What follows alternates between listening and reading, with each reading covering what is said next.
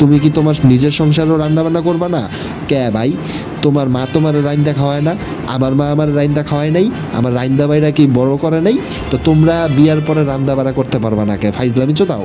কারণ টাইপের মাইয়া আছে যে মনে করেন রান্না বান্না কিছুই জানে না, সে শ্বশুর বাড়িতে যাইয়াও মনে করেন যে রান্না বান্না করবে না, একেবারে পুতুলের মতো বইসা থাকবে, ননির পুতুলের মতো।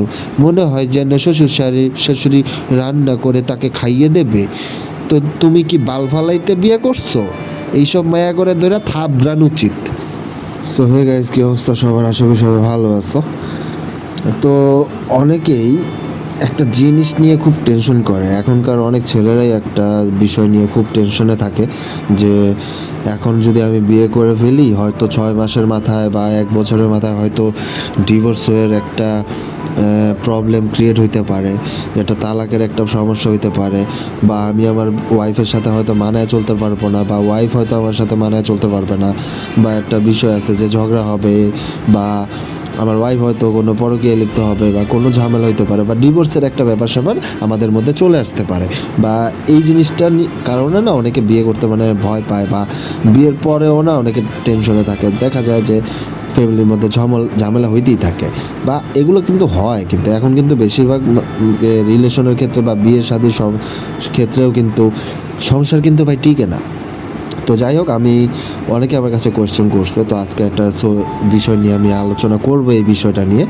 তো দেখেন, ভুল মানুষকে বিয়ে করলে ভাই জীবন কিন্তু জাহান্নাম হয়ে যায়, ঠিক আছে?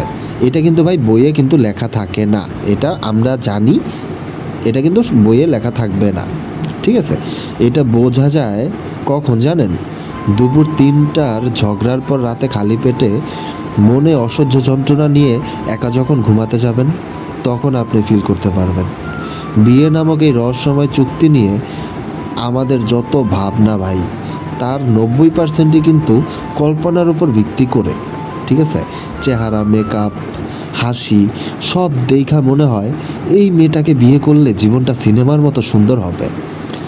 কিন্তু না, কিন্তু সমস্যা হয় তখনই যখন সেই মুভির শেষে ভেসে ওঠে to be continued in Family Court. Family Court. তো চলুন একটু বুঝি কেমন মেয়েদের বিয়ের পর ডিভোর্স হওয়াটা কেবলই সময়ের ব্যাপার। কেমন মেয়েকে বিয়ে করলে ডিভোর্স হওয়া একটু সময়ের ব্যাপার, মানে ডিভোর্স হবে হবে হবে, মানে হওয়ার একটা চান্স থাকে। তো আমি কিছু পয়েন্ট আকারে বলবো। যেমন নাম্বার 1, যে নিজেকে আপনার প্রতিপক্ষ ভাবে। যে নিজেকে আপনার প্রতিপক্ষ ভাবে, তার সঙ্গে আলোচনা মানে এক একটা বিতর্ক প্রতিযোগিতার মতো ভাই, ঠিক আছে?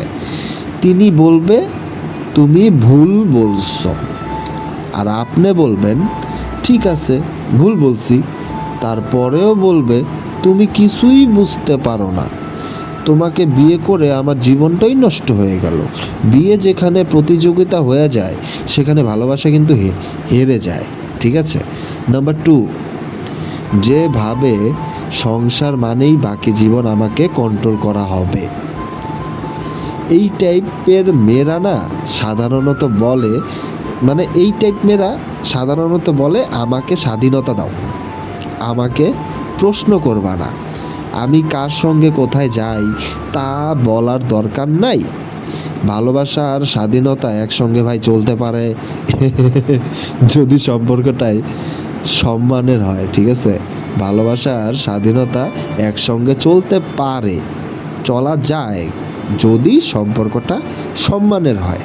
কিন্তু সম্মানের মুখোশ পরে যদি সীমাহীন স্বার্থপরতা ঢুকে পড়ে, তখন স্বাধীনতার নামে চলে সম্পর্ক বিনাশ, ঠিক আছে? তো এই সমস্ত ফ্রিডম চাওয়া মেয়েদের না ভাই বিয়ে কোনোদিন করেন না ভাই। কারণ এই সমস্ত মেয়েরা সংসার তো করবই না, উল্টা স্বাধীনতা খুঁজা এখানে সেখানে রং তামাশা করে বেড়াবে, এইটা করবে সেটা করবে, আমার যা মন চাই আমি তাই করব। মানে আপনি ভাই ভালো ফালাইতে পারবেন না, সোজা কথা। আপনার বউরে কিচ্ছু বলতেই পারবেন না, শেষমেশ আপনার ডিভোর্সের দিকে যাইতে হবে। তো নাম্বার 3, যে ফেসবুককে ডায়েরি ভাবে, ফেসবুকটাকে ডায়েরি ভাবে, ঠিক আছে? আজ ঝগড়া করলেন, কালকে স্ট্যাটাস দিয়ে দিল, ঠিক আছে? বুঝতে পারতেছেন কথাগুলা? মনে করেন আজকে ঝগড়া করছেন, কালকে সে কী করবে জানেন? ফেসবুকে স্ট্যাটাস দিয়ে দিবে, সাম পিপল ডোন্ট ডিজার্ভ লাভ, এই টাইপের একটা স্ট্যাটাস দিয়ে দিবে। তারপর ইনবক্সে আল্লাহ ভরসা আপু, কিছু কিছু মেয়েরা এভাবে কমেন্ট করবে, আল্লাহ ভরসা আপু কী হয়েছে বলেন না। গ্যাং ঢুকলো, এই যে গ্যাংটা ঢুকলো, সংসার তখন আর ব্যক্তিগত কিন্তু থাকে না। সবাই জানে আপনি সারাদিন ভাত পান নাই আর রাতে হোয়াটসঅ্যাপে ব্লক ছিলেন, সবাই ভাবে এই সেম ভাই, সবাই জানে আপনি সারাদিন ভাত পান নাই আর রাতে হোয়াটসঅ্যাপে ব্লক ছিলেন। কেমন না ব্যাপারটা? তো এই যে মনে করেন আজকে ঝগড়া করলেন, কালকে স্ট্যাটাস দিল, এই টাইপের মাইয়াগুলার কাছ থেকে না ভাই 100 মাইল দূরে থাকেন ভাই।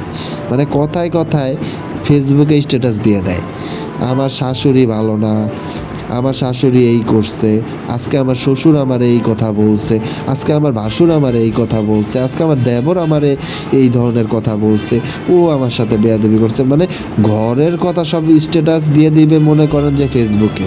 আর কিছু কিছু আবাল চোদা পোলাপাইন আছে, কমেন্টে আইসা বলবে আল্লাহ ভরসা আপু কী হয়েছে, আল্লাহ রে আপনার সংসারের মানুষ তো, ফ্যামিলিতে তো শ্বশুর শাশুড়ি কেউ ভালোই না, সবাই তো আপনাকে দেখতেই পারেন না, চলেন না আমরা দুজন প্রেম করি। মানে এই একটা চান্স পেয়ে গেল পোলাপাইনেরা, ঠিক আছে? তারপর শুরু হয়ে গেল পরকীয়া। তো যাই হোক, 4 নম্বরে চলে যাই। নাম্বার 4, যে রান্না করতে পারে না, সেটা না যে রান্না শেখার আগ্রহও রাখে না।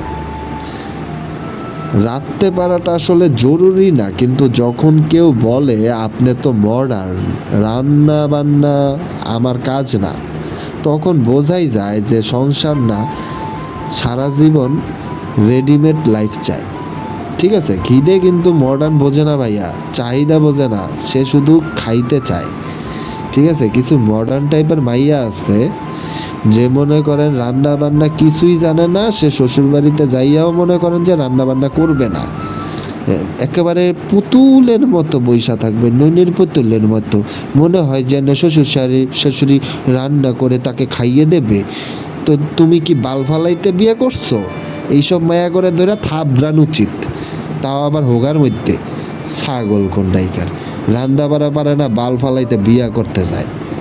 তো রান্না বাড়া পারো না, তুমি কি কচু করতে তুমি বিয়া করছো? রান্না বাড়া করতে কি তোমার কি নিজের কাজের মহিলা বানাইতে বলছে কেউ? তুমি কি তোমার নিজের সংসারও রান্না বান্না করবা না? কে ভাই, তোমার মা তোমার রাইন্দা খাওয়ায় না, আমার মা আমার রাইন্দা খাওয়ায় নাই, আমার রাইন্দা বাইরা কি বড় করে নাই? তো তোমরা বিয়ার পরে রান্না বাড়া করতে পারবা না কে? ফাইজলামি চোদাও। মানে আজকালকার মেয়াগুলো কথা বা মেজাজটাই গরম হয়ে যায়। তো যাই হোক, 5 নম্বরে চলে যাই, যে তার পরিবারের লোকদের সম্মান দেয় না, এই টাইপের মাইয়া। তো বিয়ের আগেই যদি আপনি দেখেন মেয়েটা মাকে ধমক দেয়, বাবার কথা শোনে না, তাহলে আপনার পরিবারের জন্য তার হৃদয়ে জায়গা থাকার সম্ভাবনা কিন্তু খুবই কম, ঠিক আছে? যে নিজের গাছের শিকড় কেটে দেয়, সে অন্য গাছের যত্ন নিবে কিভাবে? যে আপনার শ্বশুর শাশুড়িরই পছন্দ করে না, শ্বশুর শাশুড়ি আলাদা করে দিতে চায়, আপনারে নিয়ে সংসার করতে চায়, এমন মেয়েরে নিয়ে আপনি কিভাবে সংসার করবেন? ডিভোর্স তো হবেই। তারপর নাম্বার 6, যে বলে ছেলেরা মানুষ না, ছেলেরা নাকি মানুষ না, এই একটা লাইনেই ভাই বুঝা নিতে পারেন তার ধারণা অনুযায়ী সব ছেলেই খারাপ। আপনি ব্যক্তিগত এটা সে শুধু বিয়ের আগ পর্যন্ত বিশ্বাস করে। তারপর একদিন দুপুরে আপনি মনে করেন যে বইলা ফেললেন ডালে একটু বেশি লবণ হয়েছে, আপনার বউরে যদি বইলা ফেলেন আর কি, ভুলবশত বা যেইভাবেই হোক, আপনি তো বলতেই পারেন যে আপনার ওয়াইফ রান্না করছে, ডাল রান্না করছে, তো আপনি বলতেই পারেন যে ডালে লবণ বেশি হয়েছে। তো আর সেই দিনই ভাই আপনি তার চোখে পরিণত হন ছেলে মানুষ মানেই অমানুষ। সে ভাইবা নেয় আপনার ওয়াইফ যে ছেলে মানুষ মানে অমানুষ। তো এই টাইপের মাইয়াদের সাথে না সংসার করতে পারবেন না। তো নাম্বার 7, নাম্বার 7-এ চলে যাই, যে সব সময় বলে আমার একটা ছেলে বেস্ট ফ্রেন্ড আছে, ঠিক আছে, এই টাইপের মেয়ে। তো বিয়ের পর সেই বন্ধু হঠাৎ খুব ঘনিষ্ঠ হয়, হঠাৎ করে তার ফোনে নাম আসে কলিজার দোস্ত। আপনি বললে সে বলে তোমার সমস্যা কেন, তুমি ইনসিকিউর, তোমার মাইন্ড খুব ন্যারো। না রে ভাই, আপনি ইনসিকিউরও না, আপনি শুধু একজন স্বাভাবিক মানুষ, ঠিক আছে, যার বুকের ভেতরে একটা প্রাণ আছে। আপনি নিশ্চয়ই চাবেন না যে আপনার ওয়াইফের একটা ছেলে ফ্রেন্ড থাকুক, তা আবার কলিজার ফ্রেন্ড। আর কলিজার ফ্রেন্ড থাকা মানেই ওইটার সাথে আপনার ওয়াইফের পরকীয়া চলা, ঠিক আছে। তো এইখানে সংসার টিকবে না। তো 8 নাম্বারে চলে যাই, যে সবসময় চায় তার মতো সব কিছু চলবে। একটা মেয়ে যখন বলে যে আমার কথা মতো সব কিছু চলবে, ওইখানে ভাই সংসার টিকবে না। এই মেয়েরা আমাকে দিয়েই সংসার শুরু করে আর সেখানেই শেষ।